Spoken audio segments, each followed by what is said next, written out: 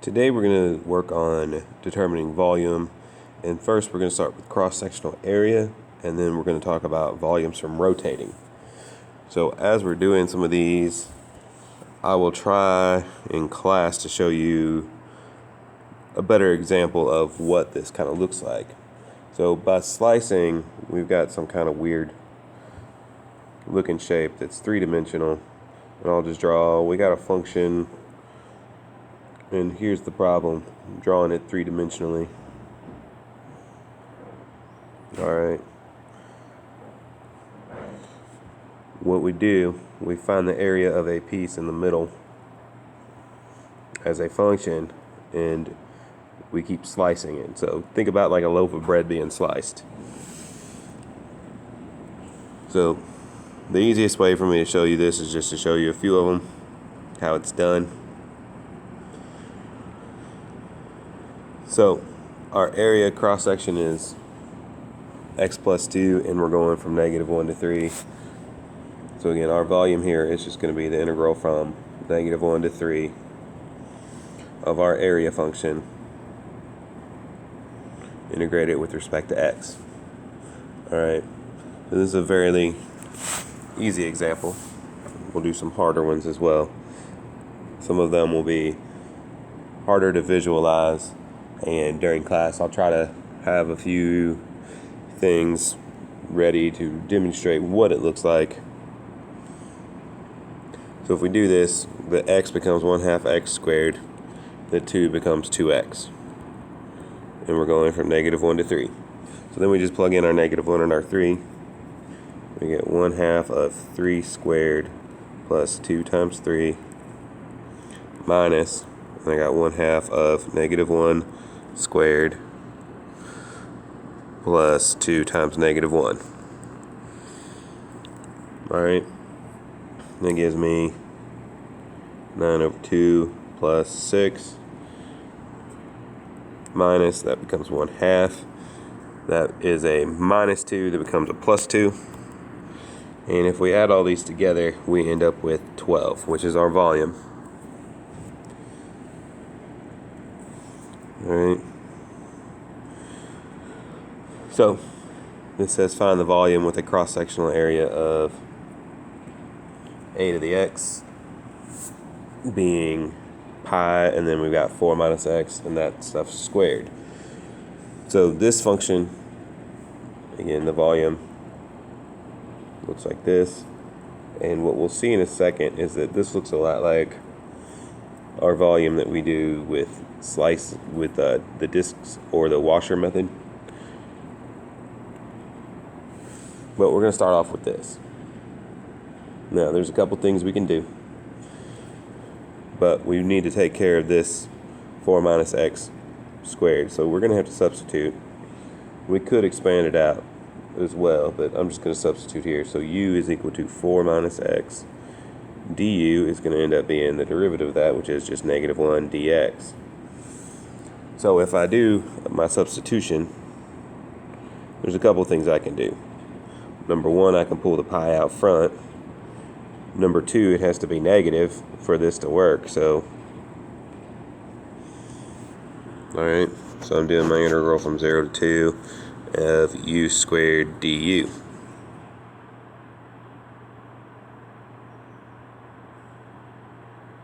And then I end up with a negative pi, and then I get 1/3 u to the third, and we're going from 0 to 2. And I gotta substitute my u back in.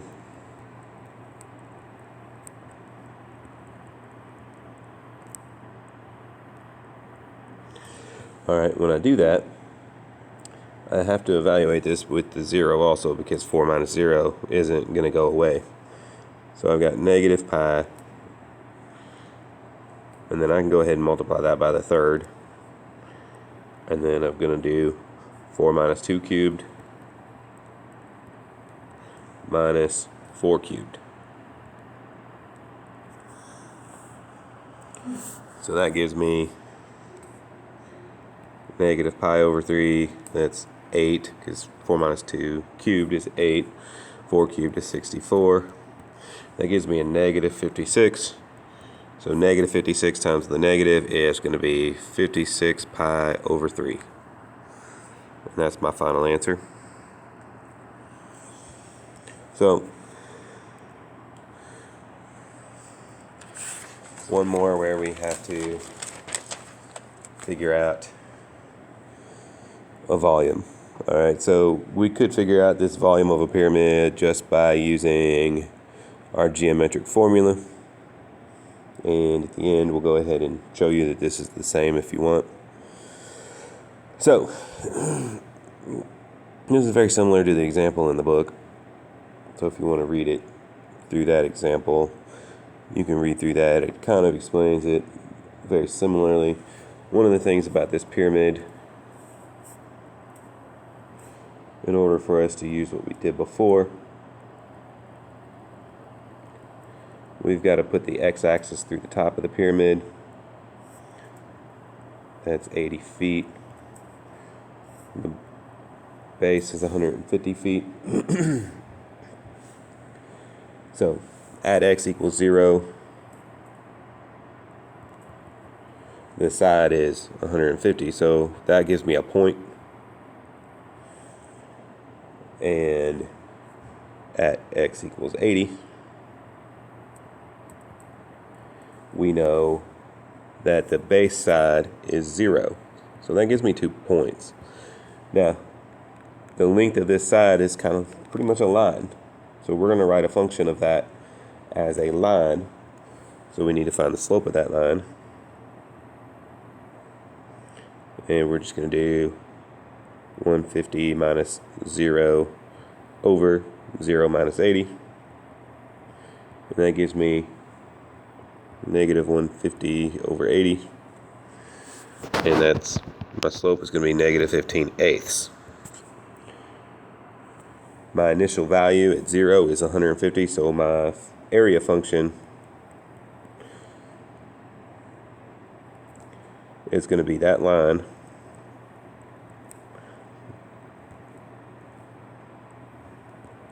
And then it's a square, so I have to square it.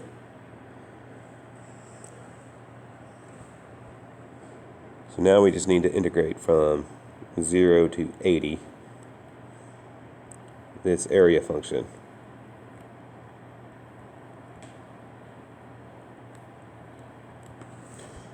And again, you're like, well, why do we have to do all this stuff when we know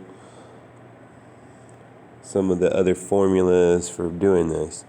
Again, most of those formulas can be tied back into calculus, so we do some things where we kind of prove those formulas actually work at times in calculus, so that's kind of why we're doing this the hard way. So again, we can do our substitution.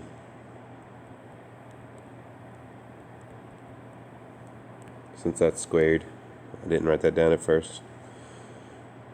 And then du is going to be negative 15 over 8 dx. Now, I'm doing the same kind of thing that he did in the example, so I'm going to skip a little bit. Alright, so bear with me. So, since that's negative 15 over 8, I need a negative 8 over 15 out in front of my integral. And one thing that we could do here to simplify this down a little bit, since I'm going from 0 to 80, I can also switch these. Since I'm switching to u, I can switch my bounds. In this case, I'm going to be going from 150 up to 0. And even if I didn't do that, we could get the same answer. But this will allow us to not substitute the u back in. So since that's a negative and this is backwards, we can actually change it to a positive and switch it from 0 to 150 of u squared du. And when we do that, we get 8 over 15 u to the third over 3 from 0 to 150. And the nice thing about this is that the 0 just goes away, cancels out. It's nice and pretty. and we go to the 150, and we plug that in, so we get 8 over 15, 150 cubed over 3. And if we evaluate this, we get our volume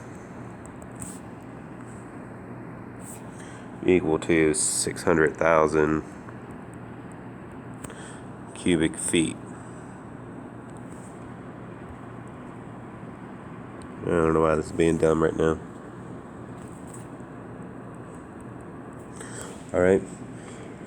So, if you ask me, I'll show you how we could do that with just the regular volume formula in from geometry, and you should see we get the same exact answer. So, I did throw a couple of pictures up here for the method of disk, because I don't think you want me to try to draw these. So, depending on how we're rotating is which one we're going to use. Alright, if we rotate about the x-axis, we're going to use the first one. If we rotate about the y-axis, we need to use the second one, just for convenience sake. Trust me. So, pretty much, we got very similar. We got pi, we got our function of x squared, because our function ends up being our radius. Alright. Same thing over here, g of y ends up being our radius. So this is g of y as the radius. And we can find the volume of each little piece, and as we go, it gives us the total volume. It's also, you see some books, our book doesn't mention it, called Cavalari's principle.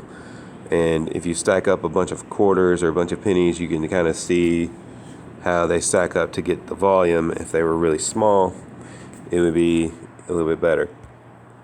So another method is the method of washers, because sometimes we got these little holes in our function. So if we have that, then we need to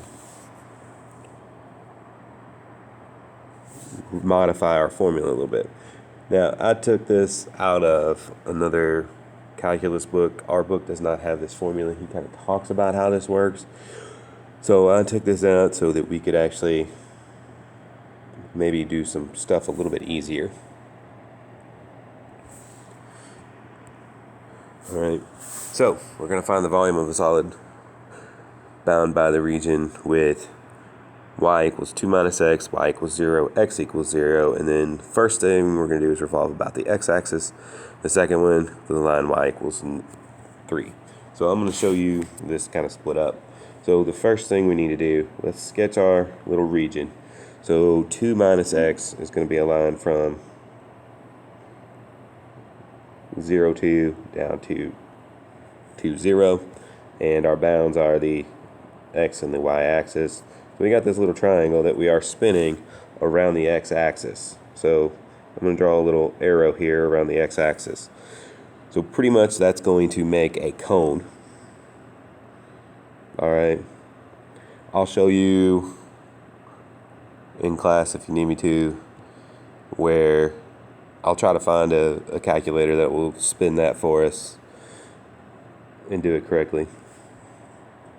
So since we're doing it with, this is our f of x, we're doing the method of disks first, because we don't have a hole. And that method just gives us the integral from 0 to 2, because again we're starting here at 0 going up to 2 of pi, and we take our function and square it with that dx.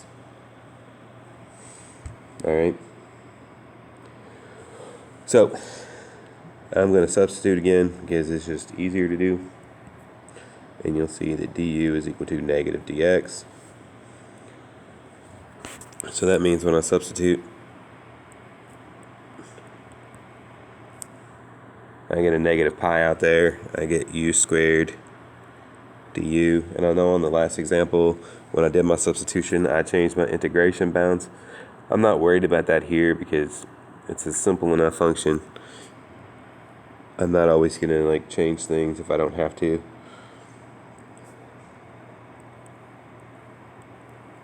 So again, this u squared becomes u cubed over 3, and we're going from 0 to 2. So I got to do negative pi times, I can do over 3 there as well if I want to, u cubed from 0 to 2.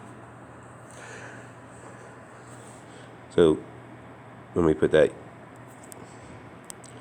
2 minus x back in. Alright, so my first one has a 2 in it. 2 minus 2 is 0. So I need 2 minus 0 cubed. That gives me negative pi over 3 times 2 minus 0 cubed. And it's a negative because that's the second part. Here, let me write it all out so I don't confuse you. Yeah, 2 minus 0 cubed minus 2 minus 2 cubed minus 2 minus 0 cubed. So that gives me a negative 8 times the negative pi is 8 pi over 3. Alright, so that's part A. And again, that's a cone. We could verify this using the volume of a cone formula. Ask me and I'll show you that works out the exact same way. Some shapes get more complicated. So this one's a little trickier because we're revolving around a different line. But we start with the exact same setup, 2, 2, and this is our region that we are rotating. The problem with this is we are rotating about the line y equals 3 now. Alright, so we are rotating around this line. So that's going to give us kind of a hole. So this is where we have an outer radius and then an inner radius. Alright, and we've got to use our method of washers. So I'll write that formula down from A to B. We got our outer radius squared minus our inner radius squared dx. So here's the nice thing. Our outer radius is r of x, which is just from 0 to 3, which is 3. And our inner one, little r, is equal to 3 minus the function here, which is 2 minus x. Alright, so that ends up being 3 minus 2, which is 1, and then plus x. So I'm just going to do my volume being pi times, I'm still going to go from 0 to 2, of 3 squared minus 1 plus x squared.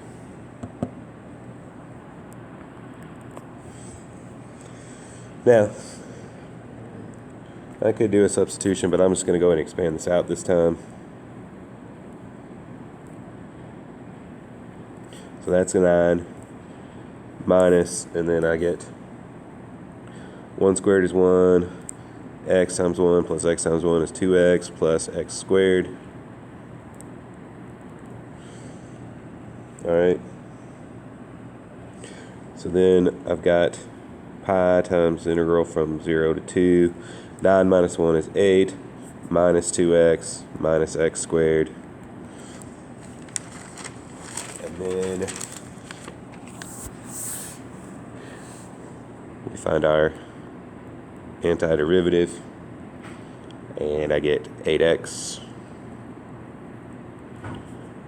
minus x squared, because half of 2 is 1, and then minus 1/3 x cubed, and we're going from 0 to 2. And if we work that out, the 0 makes everything go away, so I got to plug in a 2, so I get 16 minus 4 minus 8/3. And if you do that math, you get 28 pi over 3. So that's all I have time for. I will gladly work out another example in class if we need to.